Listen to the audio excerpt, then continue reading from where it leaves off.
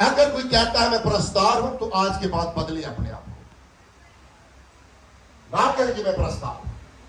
کہنا ہے تو بے دود کی طرح پرستار بن سے.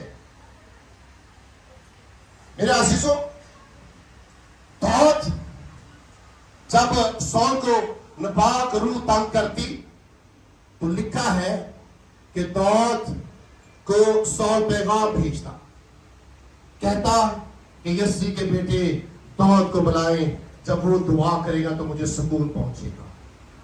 لکھا ہے کہ جیسے مقدس دود جاتا ہے اور اپنے ساز بجاتا ہے، ٹپ بجاتا ہے،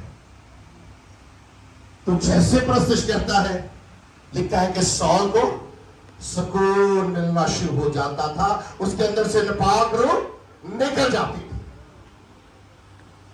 مقدس دود کو ساز بجانے بھی آتے ہیں اور پرستش کرنا بھی آتی ہے. ہسٹری بتاتی ہے کہ مقدس دود اگر کسی ندی کے کنارے پر بیٹھ کر پرستش کرنا شروع کرتا ہے تو پانی چلتے ہوئے پانی چلتے وہ رک جاتے تھے. اگر مقدس دود کسی درخت کے نیچے بیٹھ کر پرستش کرتا ہے تو اس درخت کے پتے ساج بن بن کر بجنا شروع ہو جاتے ہیں.